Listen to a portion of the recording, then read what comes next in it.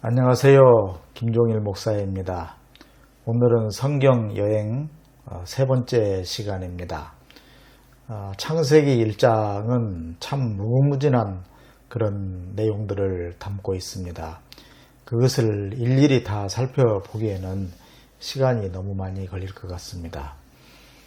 일단 오늘은 세 번째 시간으로 그 창세기 1장에 나타나 있는 그 신학 요점 정리라 해서 간략하게 몇 가지들을 한번 짚어보도록 그렇게 하겠습니다. 원래 이 내용 하나하나도 굉장히 그 내용이 깊고 방대한 것들이기 때문에 좀 더 상세하게 공부를 해보면 좋겠습니다만은 시간 관계상 간략하게 그렇게 해보겠습니다. 창세기 1장에서는 이 하나님의 그 창조에 대해서 우리가 깊은 진리를 배울 수가 있습니다. 하나님께서 아무것도 없는 무의 상태에서 유를 창조하시는 그런 하나님으로 창세기 1장은 우리에게 말해줍니다. 또한 동시에 재창조하시는 하나님에 대해서도 말씀하고 있습니다. 땅이 혼돈하고 또 깊은 흑암 가운데 있었는데 질서가 거기 세워지는 것입니다. 그래서 만물이 조화롭게 그리고 제 기능을 다하는 그러한 방식으로 재창조가 이루어지는 이러한 것을 볼 수가 있습니다. 그래서 이렇게 만물의 조화와 제 기능을 다하는 그런 세상을 보시고 하나님 보시기에 좋았다 이렇게 말씀하고 있습니다. 자, 그러면 우리가 여기에서 하나님 보시기에 좋았다라고 하는 그런 말에 좋았다, 선하다, 좋았다 이런 뜻인데요. 히브리어로는 토브라는 말을 쓰고 있습니다. 그런데 이 토브는 주로 어떤 뉘앙스를 가지고 있는 단어냐면은 관계가 올바로 되는 것, 그리고 화목하고 조화를 이루는 것, 이러한 것을 토브라고, 이러한 것에 대해서 좋다 이렇게 말하면서 토브 이렇게 말하는 것입니다. 그래서 시편 133편 1절에 보면은 우리가 잘 아는 말씀인데요. 보라, 형제가 연합하여 동거함이 어찌 그리 선하고 아름다운고 이렇게 되어 있는데요. 여기에서 이 선하고 선하다 이 말이 토브라는 뜻입니다. 토브라는 말을 선하다 이렇게 번역을 했습니다. 그러니까 하나님이 지으신 이 창조의 세계는 조화와 질서를 이루면서 서로 간에 아름다운 그런 관계가 형성이 되기 때문에 그래서 하나님께서 보기가 좋다 이렇게 말씀하신 것입니다. 자, 그런데 그러면 우리가 이제 질문이 생길 수가 있어요. 창조 세계가 이렇게 좋았다면은 왜 먹이사슬, 양육 강식 이런 것이 있는가 하는 것입니다. 제가 엊그제 그 동물 관련한 그 다큐멘터리를 하나 봤는데 그 새들이 이렇게 둥치를 만들고 거기에 새끼를 이렇게 키우고 있는데 고양이가 와서 그 3마리 새끼 중에 2마리를 잡아먹는 그런 것을 보았습니다. 참 마음이 짠하고 아팠습니다. 그 어린 그 새끼 새도 귀한 생명인데 왜 고양이한테 저렇게 잡혀 먹혀야 하는가 이런 걸 생각하면 과연 왜 그런가 하는 그런 그 질문이 생길 수밖에 없습니다. 이 양육강식, 먹이사슬에 대해서는 사실 완전한 답은 없는 것 같습니다. 그렇지만은 이렇게 생각해 볼 수 있습니다. 만약에 먹이사슬이 없다면, 먹이사슬이 없는 경우를 우리가 생각해 본다면은 참 이게 보통 일이 아닐 것 같습니다. 먹이사슬이 없다면은 각 그 개체들이 너무나 많이 증가하게 될 것입니다. 그리고 이 균형이 맞지 않습니다. 보통 이 피라미드 구조라고 하지 않습니까? 그래서 가장 그 상층에는 이제 사자나 호랑이 같은 그런 맹수가 있죠. 그리고 하층에는 갈수록 이제 점점 더 그 약한 동물들이 그렇게 이제 점점 개체수가 많아지는 것을 그렇게 볼 수 있습니다. 근데 만약에 먹이 사슬이 없으면은 사자는 사자대로 많아질 것이고 또 뭐 여우는 여우대로, 뭐 고래는 고래대로. 그래서 이게 자기 생명을 다 할 때까지 수없이 번식을 하면서 많이 살게 되는 이제 그런 상황이 되기 때문에 이 생태계가 완전히 파괴되어 버릴 것입니다. 그래서 생태계 유지가 이제 불가능하다. 그러면은 결국 대재앙을 초래하는 것 아니겠는가, 이렇게 생각해 볼 수 있습니다. 그래서 이 먹이사슬은 한편으로는 꼭 필요한 것이죠. 한편으로는 굉장히 안타까운 일이 벌어지긴 합니다만은, 그래서 먹이사슬은 이 4차원 시공간에서 불가피한 체계다, 이렇게 볼 수 있겠습니다. 그런데 우리가 여기서 좀 깊이 생각해야 되는 것이 있습니다. 이 동물들은 욕심을 부리지 않는다고 합니다. 그래서 배가 고프니까 자기의 생존을 위해서만 이 먹이 활동을 하는 것이죠. 그런데 문제는 사람입니다. 사람은 끊임없이 욕심을 부리기 때문에 적당한 양의 그러한 먹을 것과 입을 것이 있으면은 이게 만족하고, 남는 것은 주변에 베풀면서 그렇게 살면은 참 좋겠는데, 가진 사람은 더 많이 가지려고 하고, 많이 먹는 사람은 더 많이 먹으려고 하고, 그래서 한편에는 굶주리고, 이런 참 비참한 일이 생깁니다. 네, 그리고 이제 유일신 하나님에 대한 그런 가르침을 창세기 1장은 우리에게 주고 있습니다. 특히 앞서서 우리가 공부했습니다만은 바벨론의 다신교 신학, 그들이 이제 신화를 통해서 다신교의 신학을 그들이 이제 가지고 있었는데, 여기에 대해서 이제 도전하고 교정하는 그런 역할을 창세기 1장은 해준다는 것을 우리가 공부를 했습니다. 유일신 하나님이신 것이죠. 그리고 하나님의 말씀에 대한 귀중한 가르침이 또 있습니다. 창세기 1장 3절을 유지해서 여러 구절에서 6번 나오죠. 하나님이 이르시되 뭐가 있으라, 빛이 있으라 하시니 빛이 있었고, 여기에 이르시되, 이것은 하나님께서 직접 어떤 음성으로 말씀을 하셨다는 것이 아니라 이 하나님의 말씀이 작동하는 그런 상황을 말한다, 그렇게 볼 수 있겠습니다. 그래서 말씀으로 이 세상을 창조하셨다고 하지 않습니까? 그런데 이 말씀은 다른 말로 표현하면은 도 혹은 로고스, 이렇게 표현할 수가 있겠습니다. 이 말씀은 우주 만물의 원리를 말하기도 하고, 이건 주로 헬레니즘의 철학자들이 이런 방향으로 많이 생각을 했습니다. 성경에 또 역시 이런 암시들이 있고요. 그 다음에 히브리인들은 지혜를 하나님의 말씀 혹은 도, 로고스, 이렇게 이해했던 것입니다. 그런데 이 말씀은 태초부터 하나님과 함께 계셨습니다. 오타가 났군요.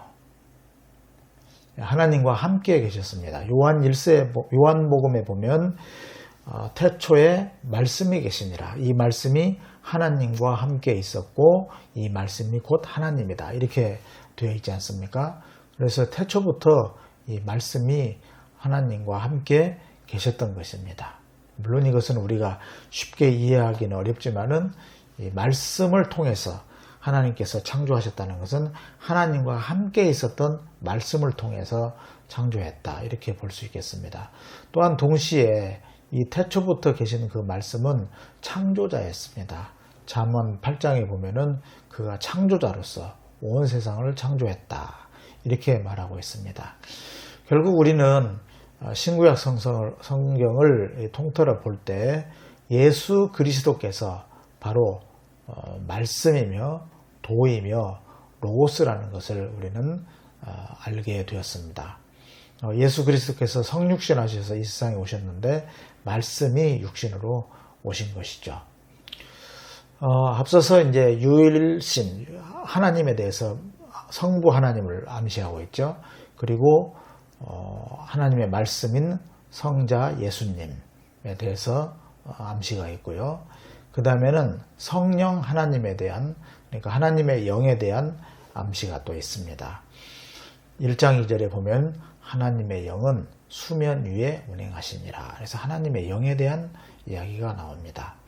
이 하나님의 영은 만물에게 생명을 주시는 영입니다. 그래서 성령을 다른 말로 표현하면은 생명의 영이다, 이렇게 말할 수 있겠습니다. 수면 위에 성령이 감싸고 계시면서 이제 물에 덮여 있는 이 혼돈의 세계가 점차 정리되고 조화되고 하면서 우주 만물이 형성이 되는 것입니다. 그러면서 거기에 생명이 주어지는 것이죠.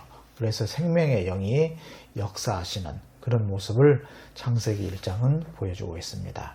참고로 생명은 이 육체적인 생명을 포함하면서 이보다 훨씬 더 깊고 높은 차원, 그러니까 영적인 생명을 말하는 것입니다. 하나님의 영이, 성령이 우리에게 이런 영적인 생명을 주십니다. 로마서 8장 14절에 보면 바울 사도께서는 무릇 하나님의 영으로 인도함을 받는 사람이 하나님의 아들이라고 하였습니다. 그래서 우리는 궁극적으로 생명의 영이신 하나님의 영에 온전히 인도하심을 받아야 하는 것이죠. 그래야만 우리에게 생명이 있습니다. 이것은 비단 육신의 생명, 이것을 말하는 것이 아니라 영적인 생명, 이 구원, 이런 것을 말하는 것입니다. 그래서 창세기 1장은 놀랍게도 이 삼위일체적인 하나님의 그림자가 엿보이고 있습니다. 그리고 창세기 1장은 인간에 대한 깊은 가르침을 주고 있습니다. 인간의 정체성과 존엄성에 대해서 말해주고 있는데요. 잘 아시다시피 하나님께서 남녀를 하나님의 형상으로 만들었다. 이 형상은 대리인을 말합니다. 고대 근동의 각 지방마다 왕의 그런 동상들을 만들어 놓았습니다. 그러면 사람들이 그 동상을 보고 임금 왕을 생각하면서 그 왕에게 복종하고 했던 것을 봅니다. 그러니까 그 형상은 왕을 대리하는 역할을 한 것이죠. 그래서 사람을 보면 하나님을 알 수 있도록 그렇게 한 것입니다. 그런데 우리는 그 하나님의 형상을 지금 이제 잃어버렸죠. 그래서 예수 그리스도를 믿음으로 말미암아 우리가 하나님의 형상을 회복해 나가는 그러한 과정 가운데 있는 것입니다. 여기서 하나님께서 남녀를 하나님의 형상으로 만드셨다, 이렇게 한 말씀이 참 저는 중요한 의미가 있다고 생각합니다. 왜냐하면 남녀는 동등하기 때문입니다. 남자만 하나님의 형상이고 여성은 하나님의 형상이 아닌, 그것이 아니죠. 남녀 모두 하나님의 형상으로 그렇게 차별 없이 만드셨습니다. 또 그리고 인간을 위해서 안식일을 제정하시는 그 하나님의 모습인데요. 엿새 동안 창조 사역을 하시고 마지막 7일째에는 하나님께서 안식일을 제정하시고 쉬셨다, 이렇게 되어 있는데, 우리 인간들에게 어떤 쉽게 이해시키려는 그런 모습으로 엿새 동안 일하시고 7일째 쉬셨다, 이렇게 이제 표현이 되어 있습니다만은, 예수님께서는 하나님께서도 일하시니까 나도 일한다 하면서 안식일에도 병을 고치고 하는 그런 일을 하셨죠. 신적인 존재, 그러니까 하나님 혹은 예수님은 안식일이라고 해서 쉬어야 되는 그런 그 분은 아니시죠. 하나님이시기 때문에. 그러나 이제 인간은 육체를 가지고 있고 또 안식을 해야만이 생존이 가능하고 또 영적으로도 안식이 필요합니다. 그래서 예수님께서 그러셨습니다. 또 이르시되 안식일이 사람을 위하여 있는 것이요 사람이 안식일을 위하여 있는 것이 아니다. 그러니까 하나님께서는 사람들을 위해서 안식일을 제정하셨다. 바벨론 그 신화에 보면은 상급신이 하급신들을 아주 심하게 못 살게 굽니다. 부려먹습니다. 일을 시키는 거죠. 그러니까 하급신들이 원망을 합니다. 상급신에게 원망하니까 상급신이 사람을 만들어요. 그래서 하급신의 노예로 삼습니다. 그러니까 그 바벨론 사람들이 가지고 있었던 인간 이해는 인간은 신들의 노예에 불과한 거예요. 그러나 성경을 통해서 말씀하시는 것은 그것이 아니다. 인간은 신의 노예가 아니라 하나님께서 사람을 위해서 안식일을 만들어 주실 정도로 하나님은 사람을 위하신다 하는 그러한 신학을 보여주고 있습니다. 맺겠습니다. 창세기 1장을 통해서 우리에게 창조 혹은 재창조 사역하시는 하나님을 보여주시고 있는데요. 이것은 종말의 안식을 향해서 계속 진행되어가는 재창조 사역의 과정에 있습니다. 그리고 이 참된 안식은 종말에 완성됩니다. 이후에 창세기 1장 이후에 나타나는 성경 말씀 모든 그 말씀들은 결국 참된 안식을 향해서 참된 구원을 향해서 그리고 종말을 향해서 우리에게 주시는 그런 말씀들입니다. 네, 이상 간략하게나마 창세기 1장에서 보여주고 있는 그런 신학적인 내용들을 좀 요약해서 한번 정리해 봤습니다. 네, 여러분 시청해 주셔서 참 감사합니다. 참 저는 공부를 많이 한 사람은 아니고요.